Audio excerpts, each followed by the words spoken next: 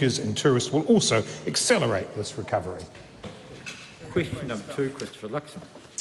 Thank you, Mr Speaker. My question is to the Prime Minister and reads, does she stand by all of her government's statements and actions? The Right Honourable Prime Minister. Mr Speaker, yes, including the package that came in on 1 April. And we'll see 1.4 million New Zealanders' incomes boosted as we confront cost of living challenges. This is in addition to the moves we made last month to reduce fuel excise by 25 cents a litre for 3 months, with RUC changes coming before the House this week also. We know there is no easy fix to the challenges presented by the COVID recovery, supply constraints and the war in Ukraine, but the government is doing what we can to support Kiwis through. Does she agree that whenever her government decides to spend more of taxpayers' hard-earned money, they have a responsibility to actually deliver better outcomes? Mr Speaker, of course we have a responsibility to do our very best as a government through trying times to ensure that we are lifting the outcomes, be it across wellbeing outcomes, be it across economic outcomes. Mr Speaker, this has been our focus the entire time we've been in office. How has the government managed to spend $1.9 billion more on mental health, but after 3 years has delivered, quote, no change in access to acute and specialist mental health services, quote, and is this an acceptable outcome for spending that much taxpayer money? Mr Speaker, if I track back, Mr Speaker, to the direct ask that was made of government when we came into office, where there was a crisis across the board on mental health, the very specific focus that came from those who had experience of the system and those who worked in the system was the complete absence of primary mental health care. That was adding to extra pressure on acute needs. That is why, Mr Speaker, we have built a primary mental health system for the first time in New Zealand's history.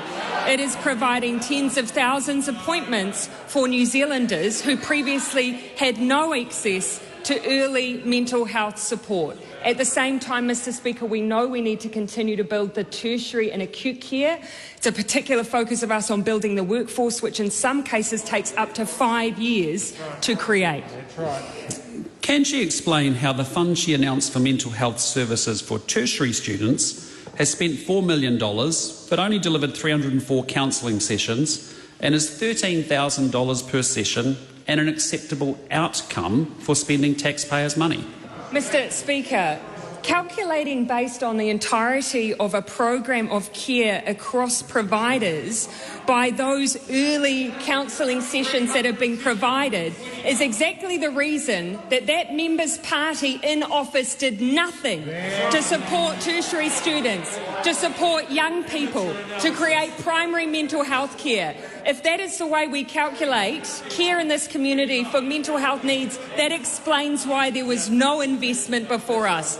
Mr Speaker, we have provided Piki Ora in conjunction with the Green Party, Mana Ake across primary and intermediate schools, across Christchurch, across Kaikoura, now into the West Coast, counties Manukau and Northland. We have provided primary mental health care for New Zealanders across the country. We are now providing rainbow communities with the mental health care that they need through specialist providers, and now we are also providing youth care through increased support through youth helplines and, Mr Speaker, through tertiary education. These services didn't exist before. Why, despite spending an extra $30,000 per prisoner compared to 2018, has there been a steep reduction in the number of prisoners accessing rehabilitation services? And is this an acceptable outcome for spending more taxpayer money? Mr Speaker, again, very crude analysis here. What the member... If you divide the cost of spending and there are fewer prisoners, then the cost per prisoner goes up. If the member wants to achieve economies of scale in corrections by having more people in prison, that explains, Mr Speaker, why that government, when they were in office, started building a mega prison. When we came into office, we said that is not the kind of style of correction service New Zealanders want.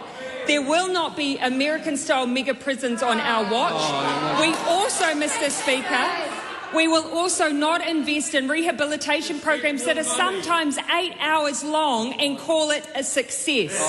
We've invested in programs that work and that reduce reoffending and, proof is in the pudding, reduce the number of people in prison.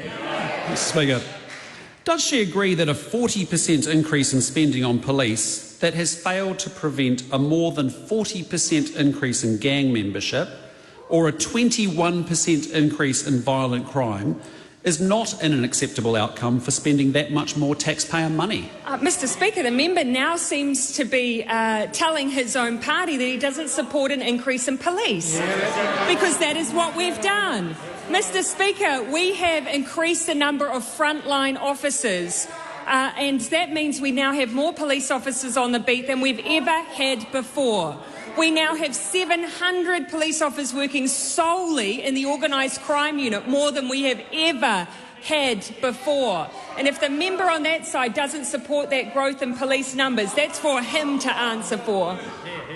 How can taxpayers have any confidence the record $6 billion of their money she is planning to announce in new spending at the budget will return any sort of value, given her government's 4.5 years record of spending more but delivering worse outcomes? Mr. Speaker, 3.2% unemployment rate in the middle of a 1 in 100-year economic crisis. Some of the lowest debt relative to other countries in the OECD that you will have seen. We have supported New Zealanders through a health and economic crisis that, yes, meant we had to invest but kept people in work. Mr. Speaker, at the same time, we have overseen a lift in incomes for our lowest income New Zealanders, a once-in-a-generation increase in welfare. We have 9 of the child poverty indicators tracking down, 60,000 fewer children in poverty than when that member had his party in govern. Mr. Speaker, I could speak at great length about what we have done in office to repair the damage of that time in office by the National Party. So if the member wants to ask more patsies, I would welcome it. Classic. Why, at a time when the cost of living is soaring and Kiwi households are making tough decisions about their own spending priorities, does her government refuse to do the same thing when it comes to spending taxpayers' hard-earned money? Mr. Speaker, we do that every single day. The member's proposal, for instance, is demonstrating where his priorities are, that when it comes to taxpayers' money, he would rather, for instance, spend $1 billion giving those on $180,000 or more, and in those who own investment properties a tax break, than putting it in health and education. That's his priorities. Question number 3, Dr. Tracy McGlone. Thank you, Mr. Speaker.